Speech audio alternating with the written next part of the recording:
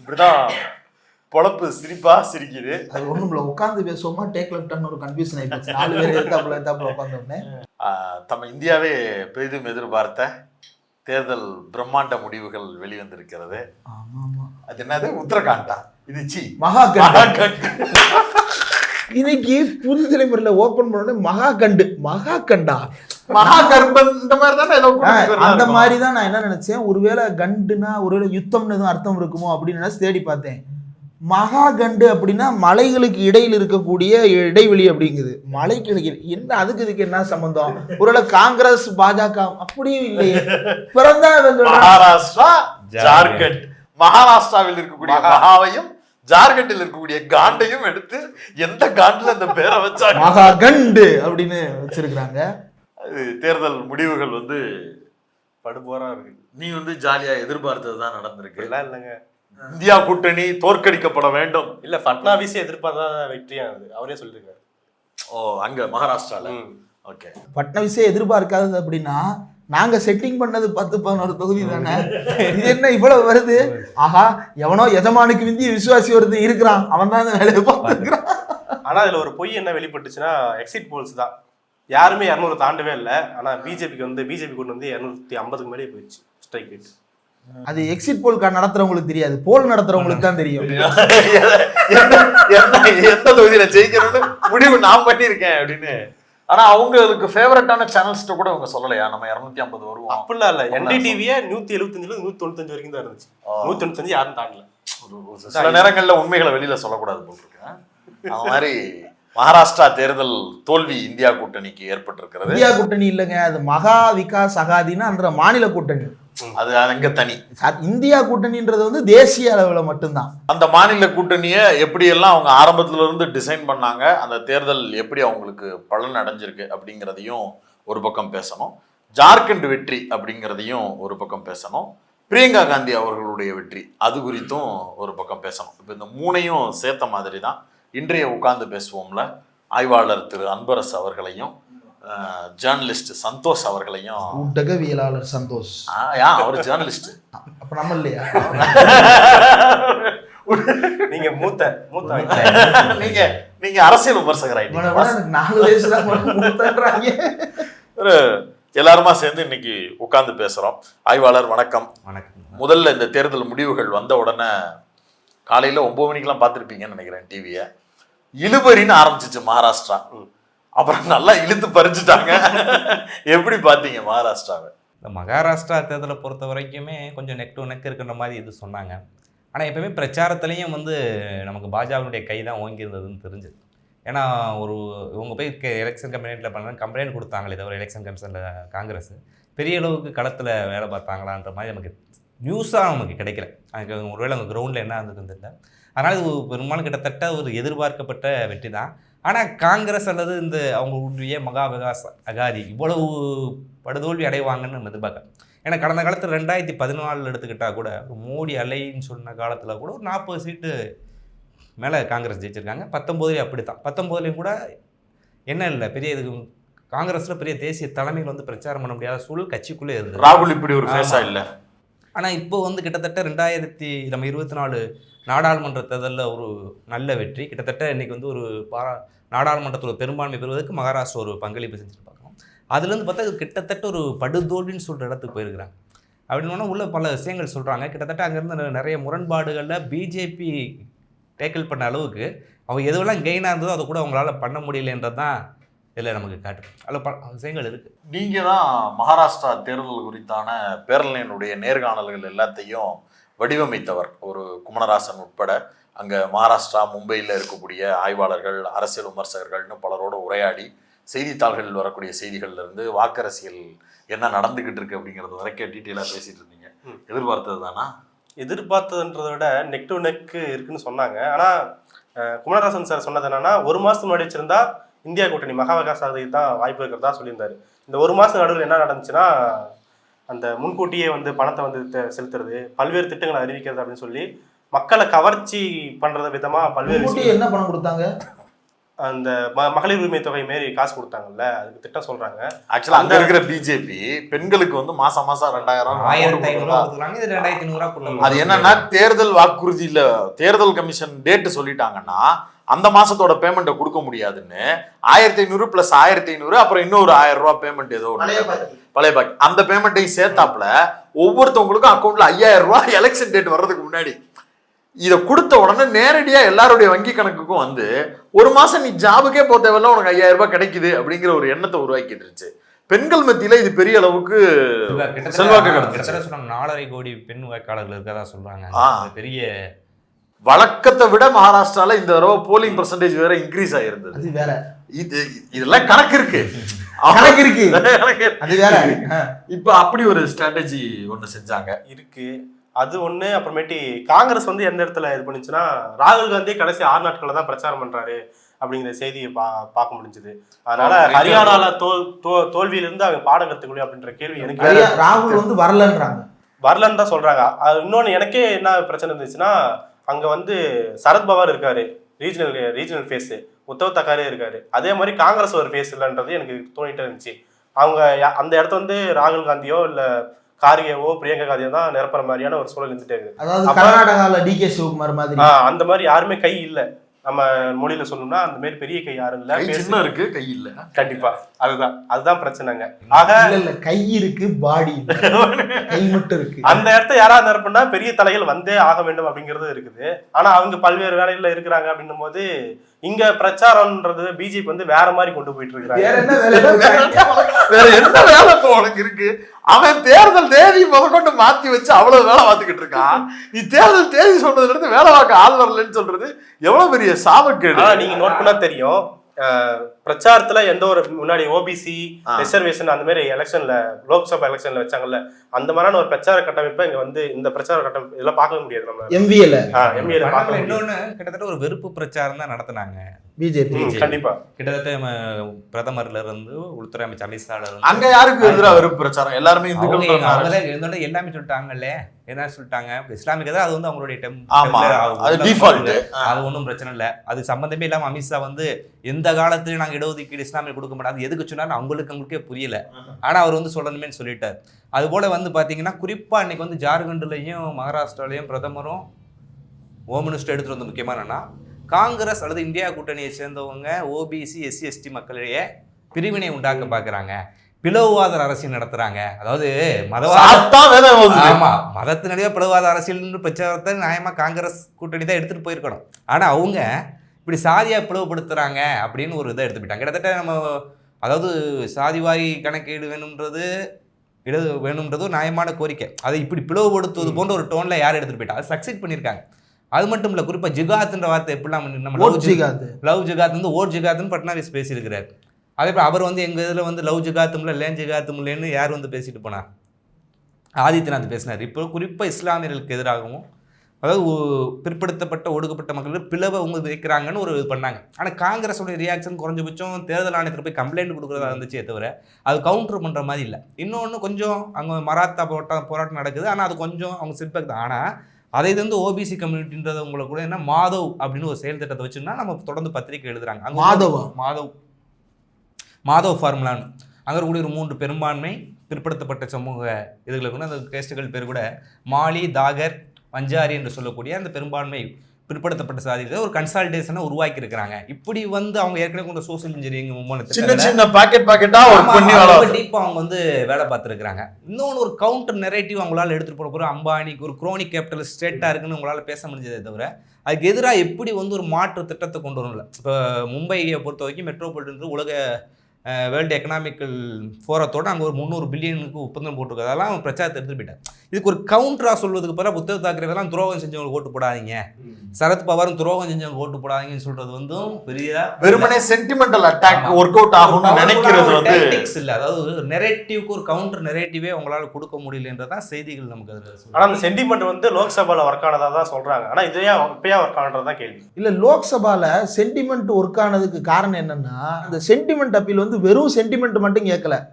அந்த சென்டிமெண்ட்டுக்கு கீழே base line arguments என்னவா இருந்தது அப்படின்னா, மராட்டா இடஒதுக்கீடாக இருக்கட்டும், அல்லது வந்து ஓபிசி இடஒதுக்கீடு அப்படின்றத வலியுறுத்தி பிரச்சாரம் செய்ததா இருக்கட்டும், அல்லது அங்க இருக்கக்கூடிய மகளிர் உரிமைகளுக்காக அவங்க தொடர்ந்து பிரச்சாரம் செய்தார். இப்படி வந்து பல கட்டங்கள்ல மக்களுடைய அடிப்படை கோரிக்கைகளை எடுத்து அவங்க பேசிட்டு இருந்தாங்க. இப்ப அந்த பேச்சுக்கள் வந்து இருந்த பெரிய அளவுக்கு பிரபலப்படுத்தப்படலை. ஊடகங்கள் ஒரு பக்கம் இதை வந்து திட்டமிட்டு மறைக்கும் வேலை நடந்திருக்குது. இன்னொரு பக்கம் ஊடகங்கள் மறைக்குது அப்படின்னா இன்னைக்கு ராகுலுக்கு வந்து உருவாகி இருக்கக்கூடிய செல்வாக்கு சாதாரண இல்லை. அப்ப அதை பயன்படுத்தி அந்த ஊடகங்களினுடைய திரைமறைப்பை வந்து நீக்கும் செயல்பாட்டை வந்து ராகுல் முன்னெடுத்திருக்கணும். ராகுல் அந்த இடத்துல வரல.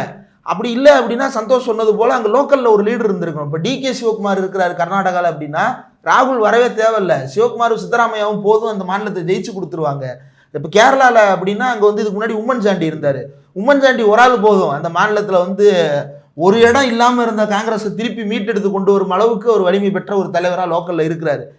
இப்போ ஆந்திராவில் எடுத்துப்போம், ஒய்எஸ் ராஜசேகர் ரெட்டி, இப்போ இவர் ஜெகன்மோகன் ரெட்டியோட அப்பா. அப்போ அவர் வந்து எப்படி தூக்கிட்டு வர்றாரு அப்படின்னா ஒன்றும் இல்லாமல் ஸ்கிராப்ல இருந்து தூக்கிட்டு வர்றாரு காங்கிரஸை.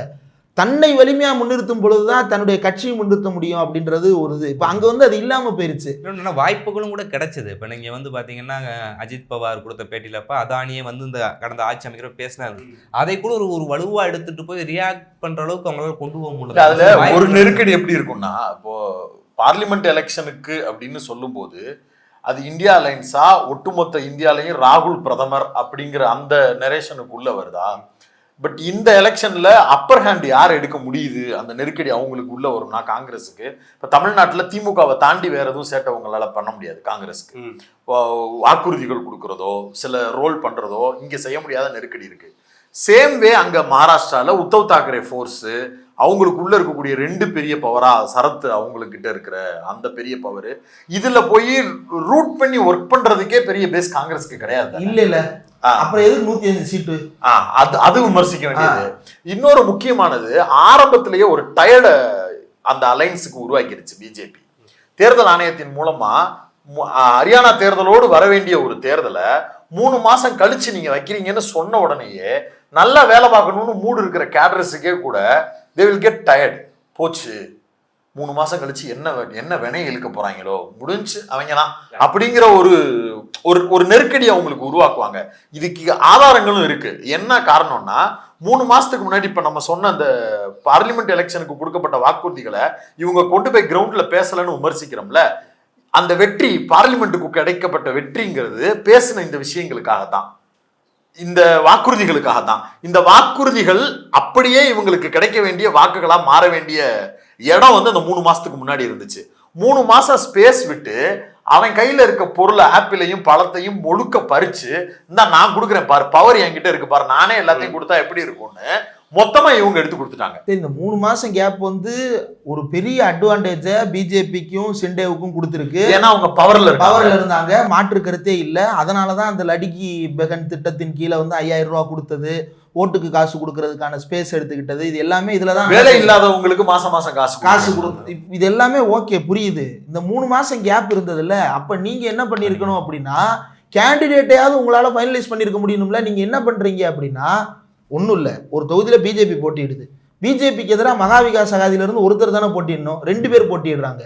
பிஜேபி எதிர்த்து நாங்கள் 20 வருகிறோம், எங்களில் ஒருவரை தேர்ந்தெடுங்கள் அப்படின்னா என்னடா இது? ஆப்ஷன் ஒண்ணா இருக்கும், 2 கொடுத்தா கேட்டா ஃப்ரெண்ட்லி ஃபைட்.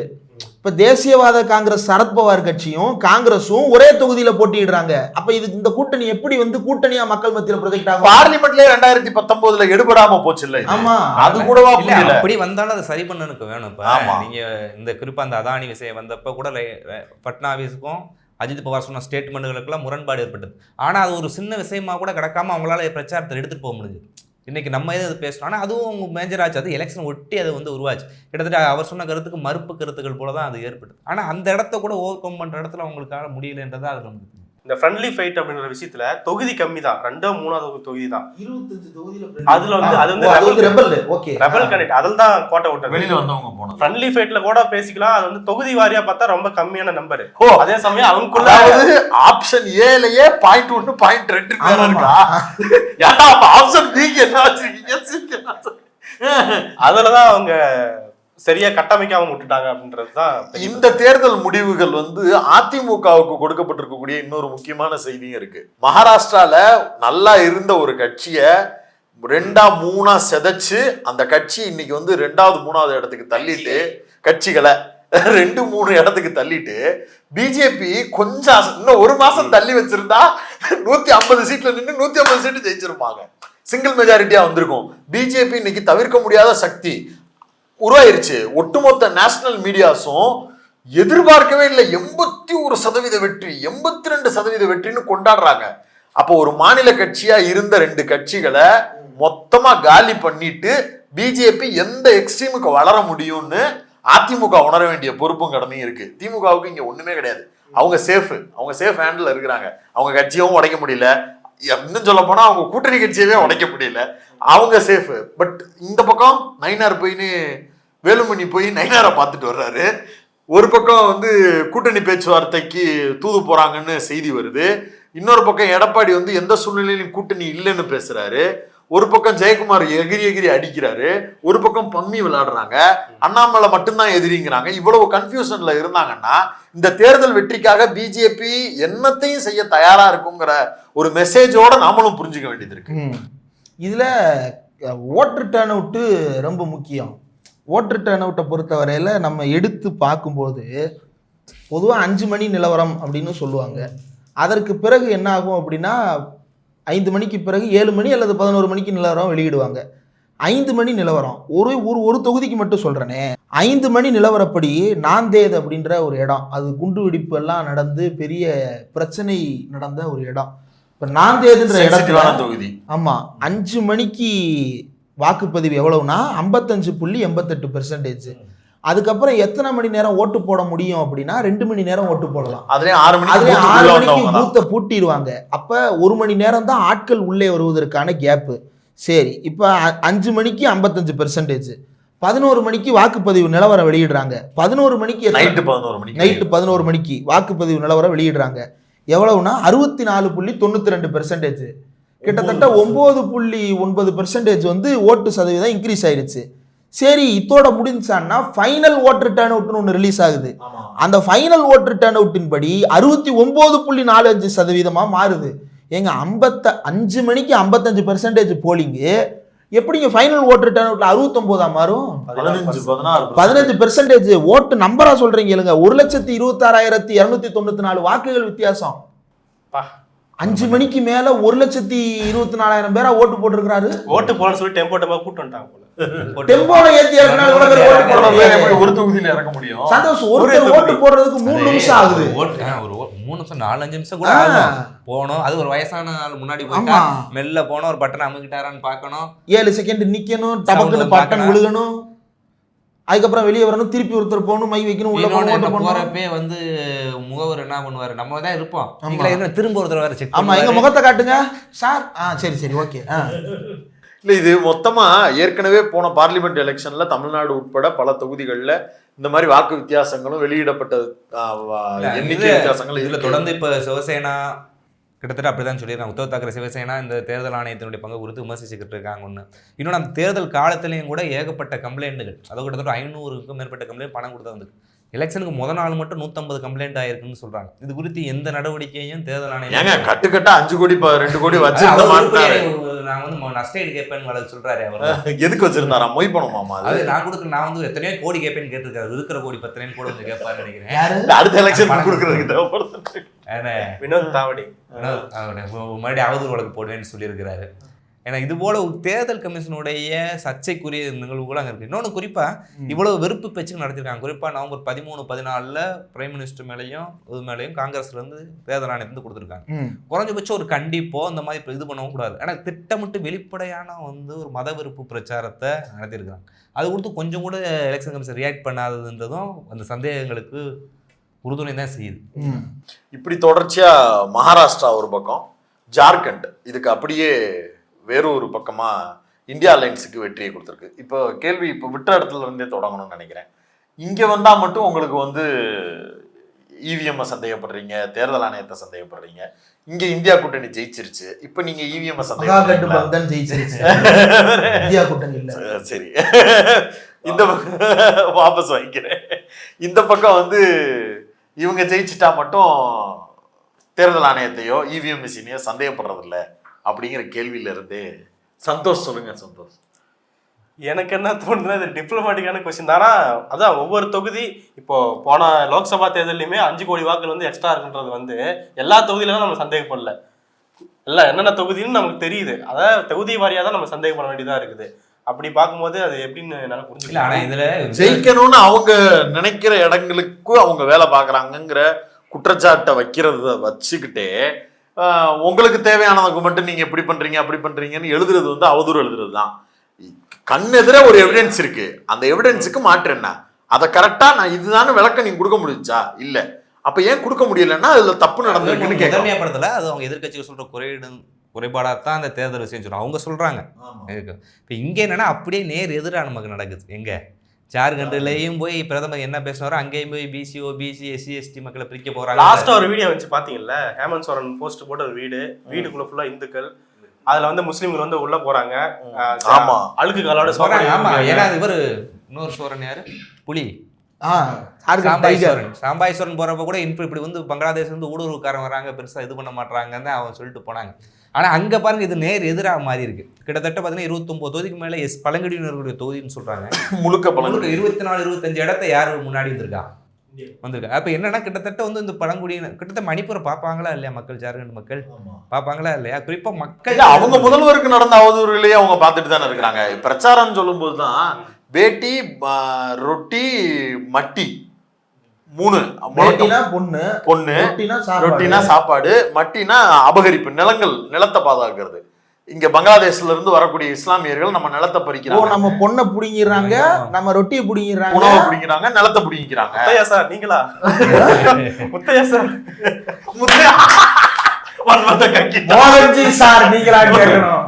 மண்ணுக்கு ஒண்ணுனாலும் பொண்ணுக்கு ஒண்ணுனாலும் சும்மா விட மாட்டோன்ற கணக்கா அங்க இந்த முழக்கத்தை முன் வச்சாங்க.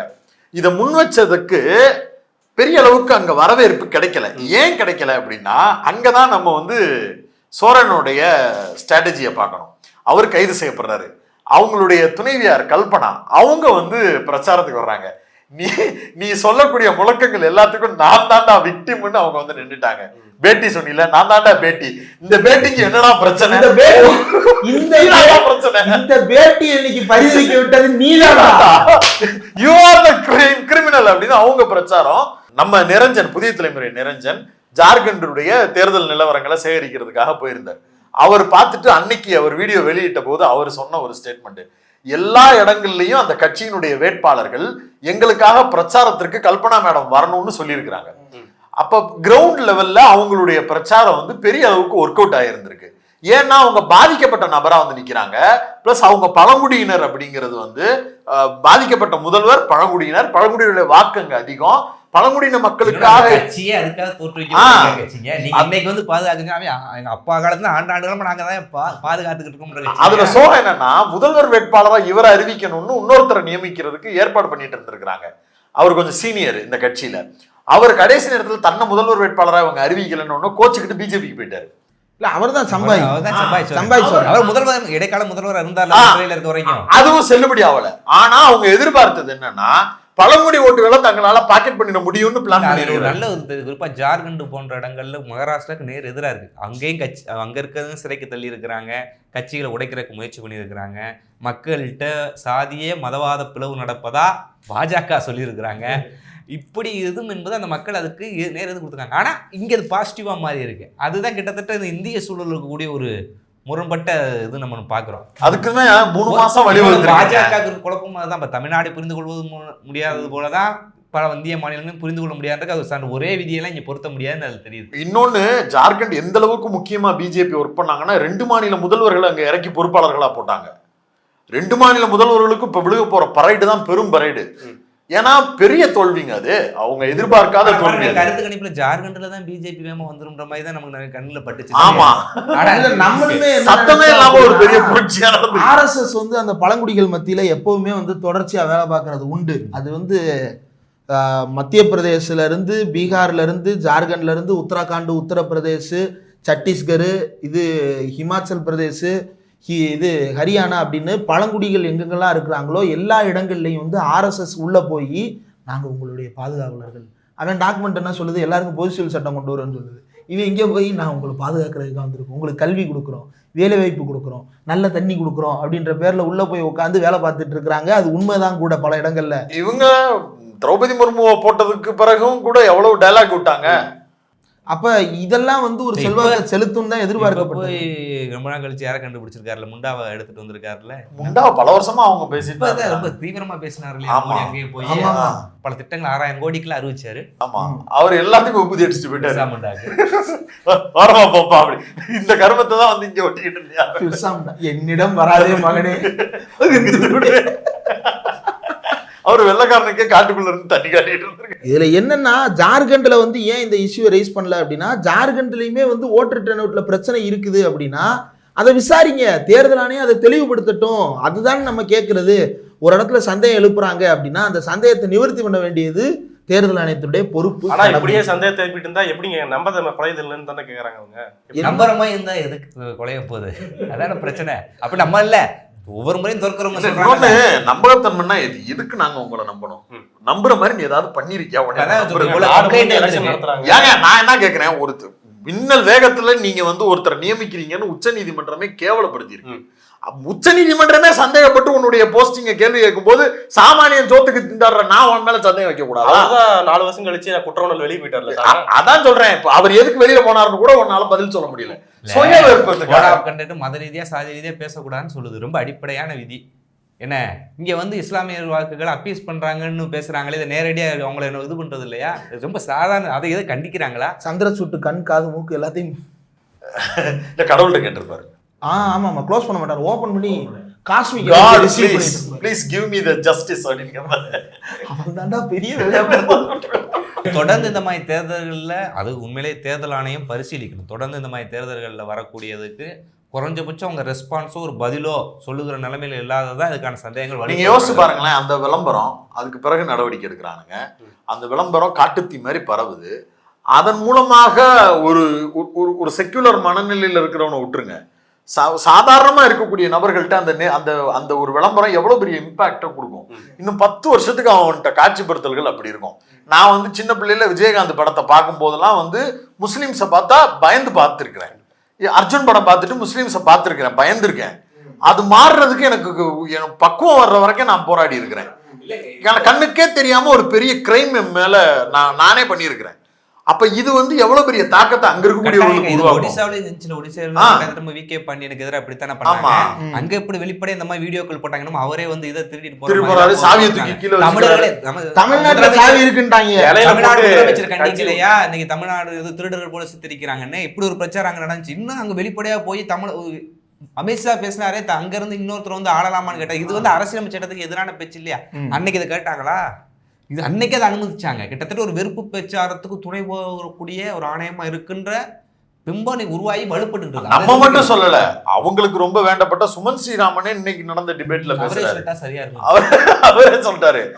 உட்கார்ந்து பேசுவோம் சார்பா சுமன் ஸ்ரீராமன் சாருக்கு அவர் வெளிப்படையா சொல்லிட்டாரு. 3 மாதம் டைம் கொடுத்தாச்சு, இப்ப என்னங்க வேணும், இது தப்புங்க. தேர்தல் ஆணையம் அப்பட்டமா ஒருதலை பட்சமாக செயல்படுகிறது அப்படின்றத வெளிப்படையாவே ஒத்துக்கிட்டாங்க.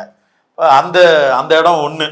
அதுக்கு அடுத்து எல்லோரும் உற்று நோக்கிய அல்லது எல்லோரும் எதிர்பார்த்த ஒரு முடிவு, பிரியங்கா அவர்கள் வயநாடு வெற்றி ஜெயிப்பாங்கன்னு எதிர்பார்க்கப்பட்டது. என்னன்னா வாக்குப்பதிவு குறைவாயிருச்சு. 60 கொஞ்சம் சொச்சம், 60 பகுதி கொஞ்சம் ஆயிடுச்சு. அது கடந்த தேர்தலில் 70க்கு மேலே இருந்தது. அது கூட காங்கிரஸ் ஆய்வுக்குழு போட்டிருக்கு, என்ன ஆக போகுதுன்ற மாதிரி எடுத்தாங்க. ஆனால் கிட்டத்தட்ட கடந்த தேர்தலில் ராகுல் காந்தி வாங்கிய ஓட்டை விட அதிகமாக விட்டாங்க. அது குறைந்த வாக்குப்பதிவில் 4 லட்சத்தை நெருக்கி போகிறாங்கன்னு நினைக்கிறேன். லீடே வித்தியாசம் அந்த அளவுக்கு அது வந்து வந்த செய்திகளுக்கு மாற அது ஒரு மாற்றம். டிஃபரன்ஸுக்கு ஜெயிப்பார்கள்ன்றது பெரிய மாறுபட்ட கருத்து இல்லைனாலும் கூட இந்த வாக்கு கிட்டத்தட்ட ராகுல் காந்தி மிஞ்சி போயிட்டாங்க இந்த இதில். இன்னொன்று, இப்போ காங்கிரஸ் அப்படிங்கிற அதனுடைய நேச்சரை விட ஒருபடி ராகுல் பிரியங்கா மீதான ஒரு ஒரு புகழ் வெளிச்சம் வந்து கூடுதலா நிரம்பியது போல ஒரு தோற்றம் இருக்கு. ஒவ்வொரு மாநிலங்கள்லையும் கட்சியா அவங்க எந்த அளவுக்கு அவங்கள இன்னும் சுயவிமர்சனம் பண்ணணும், பல வேலைகள் பார்க்கணும். பட் ஐகானிக் ஃபிகர் அப்படிங்கிற இடத்துல ராகுலும் பிரியங்காவும் மலர்ந்து இருக்கிறார்கள். ஆமா, கார்கே உண்மையிலே அதுவும் ஒரு பெரிய முக்கியமான செய்தியை இந்தியாவுக்கு சொல்லுது. இல்ல அதுலயே பல செய்திகள் வந்து அவங்களே விவாதிக்கணும். இந்த 3 முகங்கள் போதுமா அப்படின்னு. இப்ப 2004 சொல்றாரு சந்தோஷ் சொல்றாங்க. அதுதான் பிரச்சனை. 2004 ஜெயிச்ச போது சோனியா காந்தி வந்து ஒரு முக்கியமான ஒரு முகமா இருந்தாங்க. ஆனா சோனியா மட்டுமே முகம் இல்லை. பல இடங்கள்ல வந்து அந்த மாநில கட்சிகளுக்கான ஸ்பேஸை வந்து நம்ம வந்து விட்டு வெளியே வரணும் அப்படின்ற அந்த ஒரு தன்மை தான் வந்து காங்கிரஸை வந்து மீண்டும் ஆட்சிக்கு கொண்டு வருது. 2004 இருக்கட்டும், அதுக்கப்புறம் 2009 இருக்கட்டும், 2 ஆட்சியுமே தக்க வைக்க முடிந்ததற்கு காரணம் என்ன அப்படின்னா மாநிலங்களே அவர்கள் அணுகிய விதம். மாநில பிறகு விழுந்த டங்காசு அடி வந்து மாநிலங்கள் அவங்க வேறு மாதிரி அணுகிய விதம். மாநிலங்கள் அணுகுனாங்க நம்ம கொஞ்சம் இருக்கணும். கிட்டத்தட்ட ஒன்றிய அரசா இருக்கிறவங்க பெரும்பாலும் அப்படி அணுகல. ஆனா அந்த 2 காலகட்டத்திலையும் குறிப்பா மாநில கட்சியினுடைய பங்களிப்பு கூட்டணி சர்க்காராவும் வந்தாங்க. அது ஒரு காரணம் தான். இன்னொன்னு அது கடந்தாலும் இது மாற்றிக்கொள்ளணும் இன்னைக்கு வந்திருக்காங்கன்னு நினைக்கிறேன். நீங்க கிட்டத்தட்ட ஒன்று சொல்ல போனா இன்னைக்கு வந்து ராகுல் காந்தியோ பிரியங்கா காந்தியோ மல்லிகார்ஜுன காந்தியோ அவங்களாம் ஒரு தென் இந்தியாவோட முகமாதிரி ஆயிட்டாங்க. கிட்டத்தட்ட அந்த இடத்த பாதுகாக்கின்ற இடத்துல தான் அவங்க இன்னைக்கு வந்து வேலை பார்த்துக்காங்க. தென் இந்தியா கிட்டத்தட்ட காங்கிரஸுக்கும் இந்த லீடர்ஷிப்புக்கும் வந்து ரொம்ப முக்கியத்துவம் கொடுத்துருக்கு. ஆனா வெயிட் பண்ணி நாம வந்து பிரதமரா மாறுறதுக்கு வட இந்தியாவும் தேவைன்னு அவங்க 2 பேரும் உணரணும். அதுக்காக அவங்க கட்சியை கொஞ்சம் நார்த்ல செல்வாக்காக கொண்டு வருவதற்கு முயற்சிகள் எடுக்கணும். எங்கேயோ அவங்களுக்கு மிஸ் ஆகிக்கிட்டே இருக்கு தொடர்ச்சியா. அந்த ஸ்டேட் பார்ட்டிஸ் ஜெயிக்கிறது அப்படிங்கிறத குறைச்சி மதிப்பிட தேவையில்லை, வளரணும். அவங்க கிட்ட தான் பவர் இருக்கணுங்கிறதுலாம் மாற்று கருத்து இல்லை. ஆனா காங்கிரஸ் தனக்குன்னு ஹோல்டு வச்சிருக்கக்கூடிய மாநிலங்கள்ல கூட அவங்க தங்களுடைய செல்வாக்குகளை இழந்துகிட்டே வர்றது அப்படிங்கிறது வேதனையான ஒண்ணு. சண்டையை வந்து சவுத்துல உங்களுக்கு இடம் கொடுக்குறாங்கன்றதுக்காக இங்க இருக்கிற கம்யூனிஸ்டுகளோட மல்லு கட்டுறது, இங்க இருக்கிற மாநில கட்சி தலைவர்களை வச்சுக்கிட்டு கூட்டணியில் இருக்கிற கட்சியை போட்டு பல்லு பிடிச்சு பாக்குறது, இந்த வேலையை விட்டுட்டு நாம எந்த பக்கம் நம்ம வளர்ந்து நின்னோம், அந்த இடத்துல நம்ம எங்க வீக்கா இருக்கிறோம் அப்படிங்கிற இடத்த நோக்கி நகலலைன்னா தனிநபர்களா வெற்றி அடைவார்களே தவிர இயக்கமாக கட்சியாக அது அடுத்த கட்டத்துக்கு நகலாம். இல்ல அவங்களுக்கு அதை சரி செய்யறதுல ஒரு பெரிய சிக்கல் இருக்குன்னு நினைக்கிறேன். ஒரு பக்கம் வந்து சிக்கல் வந்து சரி செய்யறதுல இருக்கா இல்ல சரி செய்ய வேணான்னு இருக்கா? இல்ல அது அவங்களுக்கு தெரியல. அது ஒரு பக்கம் பிஜேபிக்காரன் கை நிறைய காசை வச்சுக்கிட்டு இங்கிருந்து வர்றவனை பூரா வா வா வா கமான் கமான்னு கூப்பிட்டுட்டு இருக்கிறான். அப்ப அது இவங்களை பூரா அலபாய வைக்குது. ஏன் அலபாய வைக்குது? ரொம்ப காலமா அதிகாரத்துல நம்ம இல்லை, அதிகாரத்துல இருக்கிற கட்சியோட போயிட்டா நம்மளுக்கு பலன் அதிகம் நினைச்சு ஒரு குரூப் ரெடியா இருக்கு. இவங்களுக்கு என்னென்ன அப்படின்னா இப்போ சீனியர்ஸ் போகிறாங்க அப்படின்னா ஜூனியரை வச்சு மேக்கப் பண்ணிடலான்னு பார்த்தா ஜூனியரை கொண்டு வரும்போது இருக்கிற இன்னும் கொஞ்சம் இந்த சீனியரும் தெரிச்சு ஓடுறதுக்கு ரெடி ஆகிறாங்க. அப்போ இந்த காம்பினேஷனை மெயின்டைன் பண்ணுறது அப்படின்றது வந்து கட்சியினுடைய தலைமை பண்பு சம்பந்தப்பட்ட விஷயம்.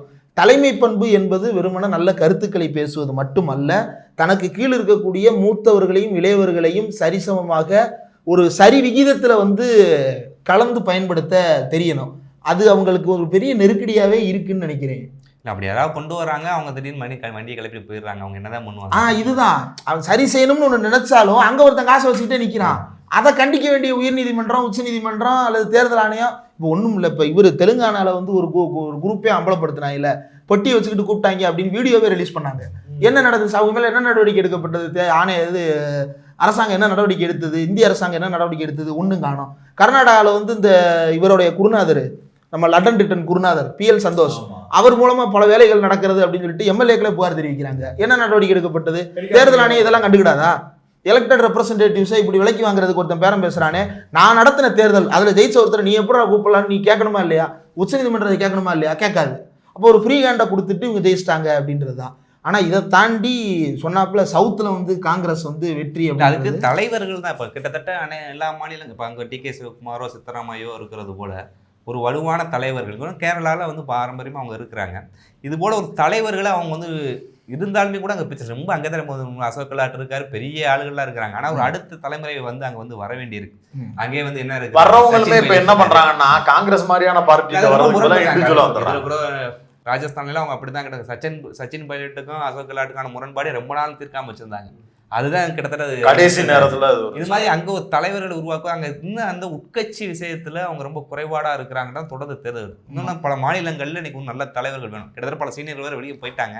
குலாம் நபி ஆசாத் போய் அங்க கட்சி நடத்தி இருக்காரு, கபில் சிபல் போய் வெளியே இருக்கிறாரு. அது மாதிரி கிட்டத்தட்ட ஒரு பெரிய இடத்துக்கு போயிட்டாங்க. இன்னொன்று ஒரு மாநிலம் தழுவிய ஒரு லீடர்ஸை வந்து அவங்க அடைப்பாங்க. பிஜேபி கூட சொல்ற காலம் ஆதித்யநாத்னு வந்திருக்காரு, பட்னாவிஸ் வந்திருக்கிறாரு. இங்க யாரை சொல்ல முடியுது? இல்ல மாநில தலைவர்கள் இருக்கிற இடத்துல அவங்க ஜெயிக்கிறாங்க. இப்ப கர்நாடகாவில் வந்து இன்னைக்கு 3 தொகுதியில வந்து ஆமா சிகான், சந்தூர், சென்னப்பட்னான்னு 3 தொகுதி மூணுலையுமே காங்கிரஸ் வந்து வெற்றி பெற்று விட்டது. ஆளுங்கட்சி இருக்கிற இடைத்தேர்தலில் ஜெயிச்சு தானே ஆகணும். அது ஜெயிக்கலன்னா அது அதை விட மோசம். ஆளுங்கட்சியே இருக்கிறதா நம்ம ஆளுங்கட்சியை கொண்டு வந்தாலும் காப்பாற்ற கொண்டு முடியாது. வராங்கல்ல. அடுப்போ பஞ்சாப்ல வந்து 4 தொகுதிகளில் நடந்திருக்கு. பஞ்சாப்ல 4 தொகுதியிலையுமே வந்து 3 தொகுதி ஆம் ஆத்மி, 1 தொகுதி காங்கிரஸ் வெற்றி பெற்று இருக்கிறது. இது முக்கியம் தானே. இந்த வெற்றிகள் அப்படின்றது வந்து ஏன் இது வெற்றி பெற்றோம், ஏன் அங்கு தோல்வி அடைந்தோம் அப்படின்றத செல்வ பிரதி சொன்னாப்புல அவர் தான் சொன்னார், நாங்கள் ஆய்வு செய்ய போகிறோம் அப்படின்னு. எடப்பாடி ஆய்வு செய்யக்கூடாது, கண்டிப்பா ஆய்வு செய்யணும். இல்ல எடப்பாடியும் தான் ஆய்வு செய்யறாரு. அதையே நிறுத்திட்டாங்கப்பா, அதையே நிறுத்திட்டாங்க. ஏற்கனவே காங்கிரஸ் ஆய்வு செய்யணும். இன்னொரு ஹைலைட்டான மேட்டர் இருக்கு. பீகார்ல புதுசா கட்சி ஆரம்பிச்சார்ல, நானே தலைவர் பிரசாந்த் கிஷோர் ஊத்திக்கிச்சு. 4 தொகுதி நின்றாரு, 4லயும் பின்னடைவு. இவர் ஸ்ட்ராட்டஜி இப்படி. இப்ப எடப்பாடிக்கு வேற கையெழுத்து போடுறாரா? கட்டாயம் அவருக்கு தான் கொடுக்கணும்.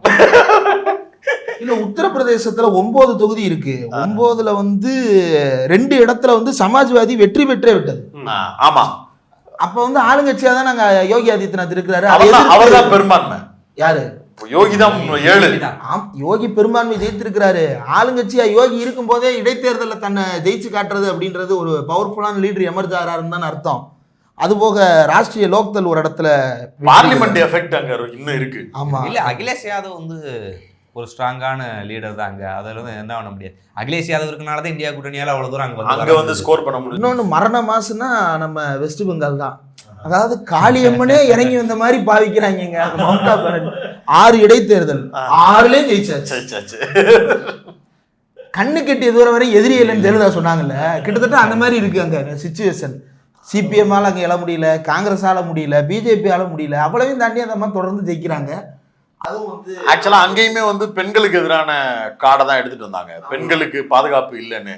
நானே பெண்ணு, என் கவர்மெண்ட்ல எப்படா பாதுகாப்பு இல்லாம இருக்கும்னு அந்த மாதிரி. ஆமாடா, பாதுகாப்பு இல்ல, ஒன்னால எனக்கு பாதுகாப்பு ஒண்ணு இல்ல. எந்த பிரச்சனை இந்த மணிப்பூரை கையை காமிச்சாங்கன்னா எல்லாருக்கும் போதும், புரிஞ்சு போயிடும். ஆனா அதே மணிப்பூர் வச்சுட்டு தான் நாடாளுமன்ற தேர்தல்ல 240 இல்லையா? அது அப்படி சொல்ல முடியாது. இப்ப எடப்பாடி பழனிசாமி ஆட்சியில கூட தான் 13 பேரை சுட்டு கொலை பண்ணாங்க. தமிழ்நாட்டிலேயே முதல் அதிகபட்ச ஓட்டுல ஜெயிச்சது ஐ பெரியசாமி. 2வது யாருன்னா எடப்பாடி பழனிசாமி. 13 பேரை சுட்டு கொண்டாரு, இப்படி ஜெயிச்சாரு அப்படின்னு நம்ம கேட்க முடியல. அது வந்து சில நேரங்கள்ல சில விஷயங்கள் சில இடங்கள்ல ஒர்க் அவுட் ஆகும், சில இடங்கள்ல அதை தாண்டிய சில காரணிகள் அந்த இடத்துல பிளே பண்ணுதுன்றதை நம்ம புரிஞ்சுக்கணும். சந்தோஷ் சொல்றது தேசமுக 240 அதனுடைய குறைவு தானே. இன்னொன்னு அந்த பகுதியை வெட்டி போட்டாங்கன்னா அங்க அந்த வகையான பெரும்பான்மை சிறுபான்மைன்ற வளர்க்குறாங்கன்றதான் நான் சொல்றேன். பிற மாநிலங்கள் தான் சொல்ல முடியும். அங்க அந்த காடு வெற்றி பெறுது அவங்களுடைய உத்தி. ஆமாங்க, இப்ப அவங்களோட ஸ்ட்ராட்டஜி என்ன? குக்கீஸு மெய்த்தி இப்ப பிரச்சனையை உருவாக்குறதன் மூலமா 55% ஓட்டை தனக்கு எப்பவும் உறுதிப்படுத்த முடியும்னு நம்புறாங்க. நம்மளுக்கு வெளியில இருந்து பாக்குற நம்மளுக்கு தான் ட்ரைப் மக்கள் பாவம், அவங்களுடைய நிலத்துக்காக அவங்களுடைய வாழ்வாதாரத்துக்காக போராடுறாங்கன்னு நம்ம நினைக்கிறோம். அவங்களுக்கு அந்த சண்டையின் மூலமாக அறுவடை செய்ய வேண்டிய வாக்குகளை கரெக்டா அந்த 55 ஓட்டு 155 ஓட்டு எனக்கு தான் அப்படிங்கிறத உறுதிப்படுத்திட்டா எலெக்ஷன் வேவ்ல மாறுற ஒரு 10 ஓட்டு நம்மளுக்கு அடிச்சுக்கிட்டு வந்து விழுந்தா கூட 65 வாங்கி ஜெயிச்சிருவோம்ல. இந்த ஸ்ட்ராட்டஜி அவங்க கையில எடுக்கிறாங்க. அது வந்து அப்படியே ஒர்க் அவுட் ஆகுது அப்படிங்கிறதே வந்து அவனுக்கு கரெக்டான ரோல். அது அவன் வந்து அந்த வன்முறையை தான் செஞ்சு அந்த வாக்குகளை வாங்குறோம்னு வர்றான். நம்ம என்ன பண்றோம்னா அந்த வன்முறையை உதாரணமா காட்டுறோம். இப்படி ஒரு சமூகத்தை சீரழிச்சிட்டு நீ உன்னை வந்து பாலிஷ் பண்ணி எடுத்துட்டு வரணும்னு நினைக்கிறாங்கன்ற. அதனாலதான் தமிழ்நாட்டில் அது எடுபடுது.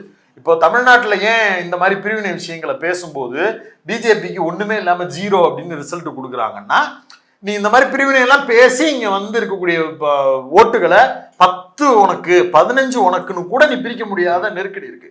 இந்த பிரச்சாரம் ராகுல் தலைமையில, ஒட்டுமொத்த இந்தியா அலைன்ஸ் தலைமையில இந்தியா முழுக்க எடுத்துட்டு போகப்பட்டுச்சுன்னா காட்சிகள் மாறும். அதான் இப்போ உண்மையிலேயே வக்போட கூட பார்க்க தென்னிந்திய மாநிலங்கள் தான் அது கடுமையாக இது பண்ணிக்கிட்டு இருக்கு. அங்கே வேற மனநிலை இருக்கும், இங்கே வேற மனம் இருக்கும். இப்போ வக்போடு பில்லுக்கு கடுமையாக வந்து யார் ஃபைட் பண்ணிக்கிறது? அது 2 மனநிலையாக இருக்கு. இந்த மனநிலையில் நம்ம அதை சொல்கிறோம் இந்த மாதிரி வரக்கூடாதுன்னு. அது அங்கே ஆனால் அது அங்கே பாசிட்டிவாக இருக்கு. ஆனா மணிப்பூர்ல வந்து 2 எம்பியுமே ஜெயிச்சிட்டாங்க, இந்தியா கூட்டணி தான் ஜெயிச்சிட்டாங்க. அந்த மனநிலைமையா இந்தியா முழுக்க மாறன்றதான் கேள்வி. அது இருக்கத்தான் செய்யுது. அந்த மனநிலை கொஞ்சம் மாறினாலதான் அங்கே இதாவது. இன்னொன்னு 15 வருஷம் பவர்ல இருக்கிறவங்க அவங்களுக்கு வந்து எல்லா நிறுவனங்களும் எல்லா கட்டமைப்புகளும் அவங்களுக்கு வளைந்து கொடுக்கக்கூடிய எல்லா வாய்ப்புகளும் இருக்கு. நீங்க அதை உடனே ஒரே ஓவர் த மேஜிக்கா வந்து இப்படின்றதுக்குள்ள வந்து தானே சுண்டி எடுக்கிற மாதிரிலாம் உங்களால டெஸ்ட்ராய்லாம் பண்ண முடியாது. அதை இனிமே நீங்க நம்ம புகுந்து அதற்கு உண்டான ஸ்ட்ரக்சரை டிசைன் பண்ணா மட்டும்தான் நம்ம நினைக்கக்கூடிய விஷயங்களே ஆர்கானிக்கா நடக்கும். இல்லைன்னா அது ரொம்ப சிரமம் தான். இப்போ ஈரான்ல ஒரு பொண்ணு ஹிஜாப் அணி விடலன்னு சொல்லிட்டு இதுல ஒரு போராட்டம் பண்றாங்க. அது அரை நிர்வாண போராட்டம். ஆனா இங்க முழுமுற்றிலுமா நிர்வாணமாகவே அழைத்து வரப்பட்டாருன்ற போது இந்த விஷயம் வெளிநாட்டில் நடந்ததா எப்படி இருந்திருக்கும், அங்க வந்து கவர்மெண்ட் எப்படி கொந்தளிச்சிருக்கும், அங்க மனநலம் மக்களோட மனநலம் எப்படி இருந்திருக்கும் அப்படின்னு யோசிக்கிறோம். இதுவே இந்தியாவில் நடக்கும்போது அந்த மனநலம் ஏன் பரவல? அது ஏன்னா அவங்க எப்படி பொல்யூட் பண்ணிட்டாங்கன்னா, அது கிறிஸ்டின் பொண்ணு, அது இந்து பொண்ணுக்கா இருந்தா தானே நான் குதிக்கணும், அது கிறிஸ்டின் பொண்ணு அப்படின்னு பிஜேபி டிசைன் பண்ணியிருக்கு. நீங்க மக்களுக்குள்ள அதான் சொல்றேன்ல, ஒரு தேர்தல் விளம்பரத்துல கூட தொப்பி போட்டவன், அழுக்கா இருக்கிறவன், குண்டு வைக்கிறவன் அப்படின்னு தான் அவங்க காட்டுறாங்க. அப்படின்னா ஒரு தலைமுறைக்கே செய்தி அவன் வேற ஒண்ணு கடத்திக்கிட்டு இருக்கிறான். நம்ம வந்து அங்க ஒரு இன்னொன்னு, அது வந்து ஒரு பெரும்பான்மை மனநிலையே பாதிக்குது, பாதித்து தான் வந்து ஓட்டை மாத்துது. ஆனால் அந்த பெரும்பான்மை அப்படின்றது இணையதளத்துல செய்தி ஊடகங்கள்ல ஆக்டிவா தங்களை பார்ட்டிசிபென்ட்ஸா வச்சுக்கிற ஒரு தலைமுறைக்கு தான் அது பாதிப்பை டக்குன்னு ஏற்படுத்தே தவிர, நீங்க இன்னைக்கும் ரோட்ல போய் ஒரு 100 பேர்கிட்ட இது தெரியுமான்னு கேட்டீங்க அப்படின்னா, ஆக்டிவா சோசியல் மீடியால இருக்கக்கூடிய ஒரு 20-30 பேருக்கு அது தெரிஞ்சிருக்கும், 70 பேருக்கு அது தெரியாது. அந்த வீடியோவே விரைவா எடுத்துட்டாங்க இல்லையா, விரைவா எடுத்து அதுக்கு அதே ரெஸ்ட்ரிக்ட் பண்ணி எவ்வளவு வேலை பார்த்தாங்க. அப்ப அது அதனுடைய தாக்கம் அப்படின்றது நம்ம நினைப்பது போல, இப்ப இயற்கை சீற்றம் ஏற்பட்டு ஒரு சுனாமி ஏற்படுதுன்னா அந்த அலை எழுது அப்படின்னா அது எழுதுது தான், அதை யாரும் அடக்க முடியாது. ஆனா இங்க அப்படி இல்லை, இது கண்ட்ரோல்டு வேவா இருக்கு. இந்த வேவ் வந்து யாருக்கு சாதகமாக போகணும் யாருக்கு பாதகமாக போகணுன்றது திட்டமிட்டு பின்னாடி இருந்து இந்திய அரசால, இந்திய ஊடகங்களால, இந்திய முதலாளிகளால, இந்திய ஆளும் வர்க்கத்தால திட்டமிட்டு வடிவமைக்கப்படுதுல்ல. இது யாரை தாக்குது யாரை பாதிக்குது அப்படின்றத வந்து நம்ம அனலைஸ் பண்றது அப்படின்றது அவ்வளவு சாதாரணமானது இல்லை. அதே போல பொதுவாகவே மக்கள் வந்து ஆமா அந்த பிரச்சனை இருக்கு, ஆனா அதை தாண்டி இங்க வேற ஒண்ணு இருக்கே அப்படின்னு சொல்லிட்டு அதையும் வேறு ஒன்னையும் அங்க நேரடியாக அவங்க பாதிப்புக்குள்ளாகல. இல்லை, அங்க பாதிப்புக்குள்ளானது அந்த பெண்கள் தான். அதுக்கு வெளியே இருக்கக்கூடிய அத்தனை பேர் என்ன நினைப்பாங்க, இப்ப இங்க கூட சொல்லுவாங்க 2 பேர் உட்காந்துக்கிட்டு, தோழர் வரட்டும் தோழர், நம்ம இல்லையா 2 பேரும் உட்காந்து பாதுகாக்க போறாங்க. அப்படி ஒரு குரூப் இருக்குல்ல, அத ஒரு சிலர் அப்படி நினைக்கிறாங்களே. மக்களுமே ஒரு சிலர் என்ன நினைச்சாங்க, அங்க அவ்வளவு இருக்கட்டுங்க, இங்க ரேஷன் கடையில் எனக்கு இந்த பிரச்சனை இருக்கு, இதுக்கு என்ன பதில் அது சொல்லு அப்படின்னா, இது நியாயமான உணர்வுன்னு சொல்லுவீங்களா இல்ல அநியாயமான உணர்வுன்னு சொல்லுவீங்களா? அப்ப அந்த இடத்துல அந்த மக்களை இந்த பக்கத்திற்கு வென்றெடுக்க வேண்டியது அரசியல் கட்சிகள், அரசியல் இயக்கங்களுடைய வேலை, பொறுப்பு. அதை தீவிரமா செய்யணும் அப்படின்றது தான் எல்லா கட்சிகிட்டையுமே நம்ம வைக்கிற கோரிக்கை. திமுகவா இருக்கட்டும், காங்கிரஸா. இன்னைக்கு காங்கிரஸ் தோத்தவொடனே நம்ம சொல்றது என்ன, இந்த ராகுல் பேசினா பத்தாது, ராகுல் பேசுறத காங்கிரஸ் கேடர்ஸ் பேசணும், காங்கிரஸ் லோக்கல் லீடர்ஸ் பேசணும் அப்படின்றத நம்ம சொல்றதுக்கு காரணம், இந்த வேவை அவன் கட்டுப்படுத்தி தான் வெளியே விடுறான். ஆனா அதை நம்ம மக்கள் மத்தியில வெகுஜனப்படுத்துற வேலையை பார்க்கணும் அப்படின்றது தான். இன்னொன்று ரொம்ப முக்கியமா இந்த எல்லா தேர்தல்கள்ல இருந்தும் நம்ம புரிஞ்சுக்க வேண்டியது கேடர்ஸ் பலம். அது வந்து தவிர்க்க முடியாமல் பிஜேபிக்கு அதிகமாக இருக்கு அப்படிங்கிற பிராக்டிக்கலான யதார்த்தத்தை ஒத்துக்கணும். இதுக்கு முன்னாடி காங்கிரஸுக்கு, இதுக்கு முன்னாடி திமுகவுக்கு, இந்த மாதிரி எல்லா அரசியல் கட்சிகளுக்கும் கேடர் பலம்ங்கிறது வந்து ரொம்ப ஸ்ட்ராங்காக இருந்துச்சு. ஒரு ஐடியாலஜியை சொல்லி அந்த ஐடியாலஜிக்காக வேலை பார்க்கக்கூடிய சகாக்கள், வேலை பார்க்கக்கூடிய நபர்கள் தூண்களாக இருந்தாங்க. இன்னைக்கு பிஜேபிக்கு அப்படியான ஒரு க்ரௌட் இருக்கு. அது வந்து வந்து பணத்துக்கு வந்து வேலை பார்த்தவங்க கிடையாது. பட் ஆனால் இன்னைக்கு ஐடியாலஜியோடு வேலை பார்ப்பதற்கு பெரிய அளவில் பொருட்செலவு செய்யப்படுகிறது. உங்களுக்கு வந்து ஒரு பிஜேபிக்காக வேலை பார்க்கக்கூடிய ஒரு நகர் பொறுப்பாளர் அப்படின்னா அவருக்கு ஒரு இனோவா கார் கொடுக்கப்படுது. அவருக்கு கீழே ஒரு 20 பேரை உருவாக்கி அவங்களுக்கு சாப்பாடு போட்டு வளர்க்குறதுக்கு ஒரு ஃபண்டு செலவு செய்யப்படுகிறது. ஒன்றத்துக்கும் ஆகாதுன்னு தெரிஞ்சும் கூட தமிழ்நாட்டில் இந்த மூலையிலேருந்து இந்த மூலையில் நடக்கிறதுக்கு அவ்வளவு கோடிக்கணக்கில் பணங்கள் கொட்டி இறைக்கப்பட்டிருக்கு. ஒரு தனியார் நிறுவன அளவுக்கு கூட தகுதி இல்லாத ஒரு குரூப்பு ஒரு மேட்ச் நடத்துறேன்னு சொல்லி ஒட்டுமொத்த பெரும்பணக்காரர்கள்ட்டையும் ஆளாளுக்கு போய் மிரட்டி ஒரு பணத்தையும் வசூல் பண்ண முடியுது. இப்படி ஆட்பலத்தையும் பணபலத்தையும் வச்சு இன்னைக்கு பிஜேபி இவ்வளோ பெரிய கட்டமைப்பை உருவாக்கிக்கிட்டு இருக்கிறாங்க. இது ஒவ்வொரு தேர்தல்கள்லையும் நம்மளுக்கு கண்கூட தெரியுது. தமிழ்நாட்டுக்குள்ள அவங்களால வர முடியல அப்படிங்கிறதுக்கு பின்னாடி வேறு சில காரணங்கள் இருக்கு. ஆள் இருக்காங்க, பணம் இருக்கிறாங்க. அதை தாண்டி மெஜாரிட்டேரியன் மைண்ட் செட் வந்து பிஜேபிக்கு எதிராக இருக்கு, அது விட்டுருங்க. பட் எல்லா இடங்கள்லையும் எல்லா மக்களுக்குமே அந்த ஐடியாலஜிக்கல் பார்ட்டிஸ் வந்து அதிகாரத்துக்கு வரல. காங்கிரஸ் மாதிரி எல்லாரையும் கலந்துகிட்ட ஒரு பார்ட்டி அப்படித்தானே அதிகாரத்துல இருந்தாங்க. இங்க மட்டும்தான் திராவிடம் அப்படிங்கிற தத்துவத்தோடு பேசுற ஒரு அரசியல் பக்குவம் இருக்கு. மித்த இடங்கள்ல எல்லாம் வந்து கொள்கைக்கான மாநிலங்களா இருக்க மாட்டாங்க. அவங்கவுங்க ஸ்டேட்ல ஒரு நலன் இருக்கணும் அப்படிங்கிறதுக்காக வருவாங்க. பீகார் உதாரணம் இருக்கு, அது வேற ஒரு தளத்துல இருந்து பேசலாம். பட் இப்படி இருக்கக்கூடிய பார்ட்டிகளை வச்சுக்கிட்டு அங்க இருக்கக்கூடிய மக்களை ஈஸியா அவங்களால பொல்யூட் பண்ணி ஒரு விஷயத்தை எடுத்துட்டு வர முடியுது. அந்த மக்கள்கிட்ட வேலை செஞ்சா போதும், அவங்களை ஏமாத்துறதுக்கு என்ன வேணாலும் செய்யலாம். 3 மாசம் தேர்தல் ஆணையம் அவகாசம் கொடுத்தா போதும், என்கிட்ட எவ்வளவு பெரிய எமோஷனல் ஸ்டோரிஸ் இருந்தா கூட நான் மாத்திர முடியும்னு மகாராஷ்டிராவை மாத்தி காட்டியிருக்கிறாங்க. நான் கொன்னு எரிச்சது 40 பேரா இருந்தாலும் பரவாயில்லன்னு நான் வந்து பக்கத்துல நின்று அந்த பகுதியை நான் ஜெயிச்சு காட்டிட முடியும்னு ஒரு ரோல் பண்றாங்க. இப்படி பல வேலைகளையும் அவர்கள் செய்வதற்கு தயாராக இருக்கும்போது ஆப்போசிட்ல இருக்கிறவங்க அதற்கான கேடர் ஃபோர்ஸை உருவாக்காம விட்டாங்கன்னா இன்னும் பல ஆண்டுகளும் நம்ம இப்படிதான் உட்காந்து பேசுறோம். ஆனா இந்த பிஜேபிக்கு பின்னாடி இருக்கக்கூடிய இந்த state power and capital power வந்து அதுதான் வந்து காங்கிரஸை வந்து நீ அதை செய்யின்னு சொல்றத ஒரு கட்டத்துல நம்ம அவனுக்கு இல்ல அவனுக்கு டயர்ட் ஆகுறது வேற, நம்மளே வந்து நம்ம ரொம்ப அவனை போட்டு ரொம்ப போடுறோம் அப்படின்ற மாதிரி இருக்கு. ஏன்னா இப்ப ஹிட்லர் ஆட்சி நடக்கும் பொழுது யூதர் கட்சி உன்னை பார்த்து டேய் அவன் என்னடா இவ்வளவு பண்ணிட்டு இருக்கிறான், நீ யூதருக்கு ஒரு கட்சி வச்சிருக்கிற, நீ ஒழுங்கா வேலை பார்த்தா என்ன அப்படின்னு கேட்கற மாதிரி இருக்கோ அப்படின்னு நம்மளுக்கு நம்மளே ஒரு சர்ச்சை வருது. தொடர்ந்து ராகுல் காந்தி காங்கிரஸ் சொல்வது அப்படித்தான். கிட்டத்தட்ட வந்து பாத்தீங்கன்னா இருக்கக்கூடிய முதலாளி ஆற்றல்களும் அரசு ரொம்ப நெருக்கமா இருக்கு. கிட்டத்தட்ட அவர் என்ன சொல்லுவார், 4 பேருக்கு தான் ஆட்சி நடக்குதுன்னு சொல்லியிருக்கிறார். அம்பானி, அதானி, மோடி, அமித்ஷா. இப்படி வந்து கடந்த காலங்கள்ல என்ன இல்லை, மிஸ்டர் மோடி அவருக்கு AAA பேட்டரி, அமித்ஷா, அதானி, அம்பானி ஏதோ நாட்டு. இப்போ இந்த கடந்த காலங்களில் இப்படி இருக்கிற வந்து பொருளாதாரம் ஒரு குறிப்பிட்ட 2 பேர் கையில் குவிக்கப்பட்டதாகவும் இல்லை. அவங்க இவ்வளோ தூரம் ஸ்டேட் மிஷினரியை கண்ட்ரோல் பண்ணதாகவும் இல்லை. கிட்டத்தட்ட ஒரு ஸ்டேட் கேபிட்டலிசமாக அவங்க முதலாளியாக இருந்தால் கூட பண்ணிக்கிட்டு இருக்காங்க. இப்படி கிட்டத்தட்ட நம்ம எதிர்பார்த்தாலும் கூட அதுக்கு எதிரான ஒரு ராட்சச சூழல் புரிஞ்சுக்கிறேன். ஆனால் ராட்சசம்னு சொல்றதுல ஒரு மாற்று கருத்து இருக்கு. இப்போ 400+ இருக்கு அப்படின்னா பெரும்பான்மையினுடைய ரோல் அது அப்படின்னு நம்ம புரிஞ்சுக்கலாம். அவங்களே வீக்காக தான் இருக்கிறாங்க. ரெண்டு குதிரைகள் மேலதான் அவங்க சவாரி செய்ய முடியுது. ஆனா இந்த பக்கம் பெரும்பான்மை நம்ம தான், விச் மீன்ஸ் பிஜேபிக்கு எதிரான ஆட்கள் தான் அதிகமான ஆட்கள். இவங்க எல்லாரும் ஒண்ணு சேர்றதுலயும் ஒன்னா வேலை பார்க்கறதுலயுமே பெரும் பிரச்சனைகள் இருக்கு. இல்ல இந்த பாசிட்டிவா இறக்குறதும் பிரச்சனையா இருக்கு. இல்ல இந்த பாசிட்டிவான அம்சத்துல இருந்தா வேலை பார்க்கணும். அதுக்குதான் என்ன தேவை அப்படின்னா பார்லிமெண்ட்ல வீக் ஆயிட்டான். ஆனா கல்ச்சுரல் ஸ்பேஸ்ல, சோசியல் ஸ்பேஸ்ல, கேபிட்டல் ஸ்பேஸ்ல அவன் இன்னும் வீக் ஆகல. அவன் இன்னும் அதே பலத்தோட தான் இருக்கிறான். நீண்ட காலம் இப்போ நம்மளே திராவிட இயக்கம் என்று சொன்னாலும் கூட நம்மளும் வந்து ஏற்கனவே கூட இந்த சமூகத்துல பிற்போக்கு என்று சொல்லக்கூடிய கருத்துக்களுக்கு எதிராக முழுசா வெற்றி பெறல. ஒரு பெரும்பான்மை மக்களை நம்ம சரியான கருத்து தான் வச்சிருக்கோம். அவங்க இன்னும் பின்னமா இருக்கு. இன்னொன்று கிரிக்கெட் பாத்தீங்கன்னா அங்க அந்த வரலாற்று ரீதியாகவும் பாத்தீங்கன்னா அந்த வரலாறுகள் அப்படித்தான். நம்ம வரலாறு கூட அப்படி கிடையாது. நம்ம வரலாறு ரொம்ப அவன் கண்ணு முன்னாடி இஸ்லாமிய சமாதிகள் வந்து பெரிய கொண்டாட்டங்களா இருக்கு. இப்படி அவங்களால எளிதில் உணர்ச்சி வயப்படக்கூடிய வரலாற்று சூழல் அவங்களுக்கு இருந்தது, சமூக சூழல் அங்கே இருக்கு, அவங்களுடைய பண்பாட்டு சூழல் அப்படிதான் இருக்கு. கிட்டத்தட்ட அவங்கள்ட்ட இருக்கக்கூடிய சமயப்பற்று அதிகமா இருக்கு. இப்போ இந்த காலத்தில் ஒப்பிட முடியாது. இன்னொன்று ஒரு பிற்போக்கான இருக்க கருத்து கொஞ்சம் வேகமாக தான் வெற்றி பெறும். நீங்கள் ட்ரம்ப்பால ஏங்க ஒரு புரளி வதந்திகள் பொய் பரப்புரைகளை பேசியே என்ன பண்ண முடியும்?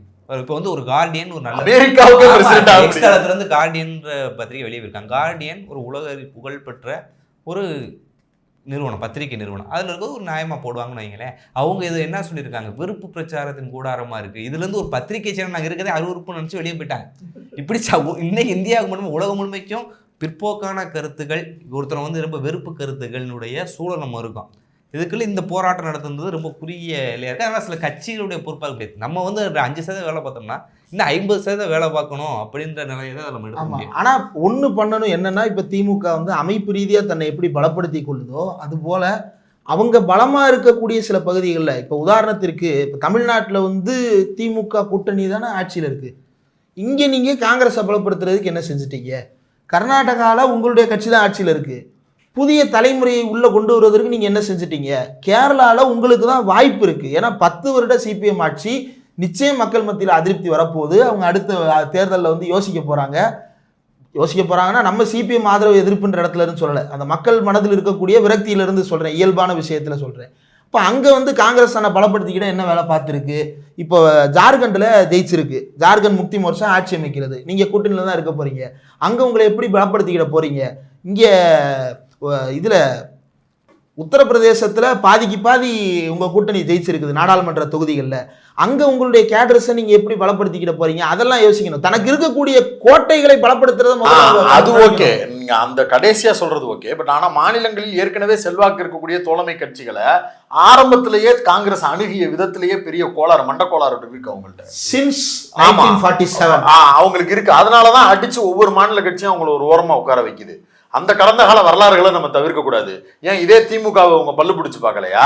இதே ஜெகன்மோகன் ரெட்டி இல்ல, அப்பாவை இல்ல. இவங்க பல்லு பிடிச்சு பார்க்கலையா? ஆ. கடந்த காலங்கள்ல இவங்க எல்லா மாநில கட்சிகளையும் டேமேஜ் பண்ணதுனாலதான் மாநில கட்சிகள் அந்தந்த இடங்கள்ல ஸ்ட்ராங்கா இருக்கிறாங்க. இப்பயுமே அந்த மாநில கட்சிகளை தொந்தரவு பண்ணி நீங்க வளரணும்லாம் சொல்லல. உங்களுடைய கோட்டைன்னு நீங்க நம்புற ராஜஸ்தான் மாதிரியான பகுதிகள் இருக்குல்ல, அங்க போய் ஒர்க் பண்ணுங்க, அதுவே போதுமானது. ஒன்றும் இல்லை, இந்த இப்போ கன்னியாகுமரி இருக்கு. இப்போ தமிழ்நாட்டில் வந்து மற்ற பகுதியில் உங்களுக்கு செல்வாக்கில்லை, கன்னியாகுமரி உங்களுக்கு பலமான பகுதி தானே. ஆர்எஸ்எஸ் ஊடுருவல் நேரடியாக இருக்கக்கூடிய பகுதியாக மண்டைக்காடு கன்னியாகுமரி பகுதி இருக்கு. அங்கே நீங்கள் உங்கள் கட்சியை வச்சு ஆர்எஸ்எஸ்க்கு எதிராக நீங்கள் என்ன வேலை பார்த்துருக்கீங்க? கேடர் கேட்பானா மாட்டானா? மனோஜ் தங்கராஜ் வந்து நிற்கிறாரு, உங்கள் கட்சிக்காரர் ஒருத்தர் வந்து நிற்கிறாருன்னா அவர் வந்து இதுக்கு எதிராக இப்படி வேலை பார்த்துருக்காருப்பா, அதனால அவர் கொஞ்சம் பரவாயில்லப்பா, ஆர்எஸ்எஸ் நேரடியாக இருக்கிறாரு, நீங்களும் சேர்ந்து தானப்பா சாமி கும்பிட வந்தீங்க அப்படின்னு சொல்லி இந்த பக்கம் திருப்பிட மாட்டாங்களா? விஷயத்துக்கு நீங்க வரலையா அப்படின்னு சொல்லி கேட்ட மாட்டாங்களா? அப்ப அது அந்த மாதிரியான தனக்குன்னு இருக்கக்கூடிய பலமான இடங்களை கூட அவர்கள் வந்து பலப்படுத்தி கொள்வதற்கு அல்ல, அந்த கோட்டை சுவரை பலப்படுத்தி கொள்வதற்கான வேலையை அவங்க செய்ய மாட்டாங்க. இப்ப என்னன்னா, கூட்டணி கட்சிகள் ஸ்ட்ராங்கா இருக்கு, அந்த இடத்துல நம்ம எதுக்கு வேலை பார்த்துட்டு பகையை வளர்த்துக்கலாமே அப்படின்னு சொல்லிட்டு அதுக்கு ஒரு ரெஸ்ட் கேட்கறது. ராஜஸ்தான்ல 5 வருஷம் ஆளுங்கட்சி, இப்பதானே ஆட்சி மாறிச்சு, அதுக்கு முன்னாடி வரைக்கும் நீதான ஆளுங்கட்சி. அங்க உன்னுடைய கட்சியை பலப்படுத்திக்கிட்ட நீ என்ன வேலை பார்த்தன்னா, கட்சி 2ஆ மாறிடுச்சு. இப்ப கிராக் விழுந்துருச்சு, சச்சின் பைலட்டுக்கும் கெலாட்டுக்கும் கிராக் விழுந்துருச்சு. இந்த கிராக் வந்து சரி செய்யக்கூடியதா இல்லையான்றது இப்ப வரைக்கும் தெரியல. அனலைஸ் பண்ணி தேர்தல் நேரத்துலதான் வந்து 2 பேரையும் கை கொடுக்க வைக்கணும்ன்ற பேச்சுவார்த்தையே வருதுன்னா மக்கள் நம்புவாங்க, ஓட்டு போடுவாங்களா? கெமிஸ்ட்ரி எப்படி வரும்? அங்க இருக்க அரசுக்கு தான் சச்சின் பைலட் போராட்டம் நடத்துறாரு, அப்புறம் எப்படி ஓட்டு போடுவாங்க மறுபடியும் சேர்ந்து எலெக்ஷன்ல? அந்த நெருக்கடி எல்லா இடங்கள்லயும் அவங்களுக்கு இருக்கு. இது இந்திரா காந்தி பீரியட்ல ஆரம்பிச்ச பிரச்சனை, சீனியர் வர்சஸ் ஜூனியர்னு, அது இப்ப வரைக்கும் சரி செய்ய முடியல. அங்கிட்டு தனி கட்சியா போயாச்சு ஏதாவது வேலை பார்த்தாங்க, இங்க போகவும் மாட்டேங்கிறாங்க, இருந்தும் வேலை பார்க்க மாட்டேங்கிறாங்க. மேலே அத்வானி ஓரம் கட்டி தான் மோடி வந்தாலும் நம்ம சொல்றோம். ஆனா அங்க இப்படி எல்லாம் வந்து கட்சியை 2-3 துண்டா உடைச்சிட்டு போனதான் நம்ம பார்க்கல. இங்க அங்கே அகில இந்திய தமிழ்நாட்டிலே யாராவது வந்து அப்படி ஏத்துக்குவாங்களான்னு நமக்கு தெரியாது. தலைமை ஒண்ணு சொல்லுவாங்க, இன்னொருத்தர் ஒண்ணு சொல்லுவாரு. இப்படிலாம் ஜனநாயகம்னு விளக்கம்லாம் கொடுக்க கூடாது. என்ன நடக்குதுன்னு பொறுத்து பார்ப்போம். ஒரு நல்ல உரையாடல் வந்து உட்கார்ந்து பேசுவோம் இணைந்ததற்கு நன்றி. சந்தோஷ், ஆய்வாளர் அன்பரசு.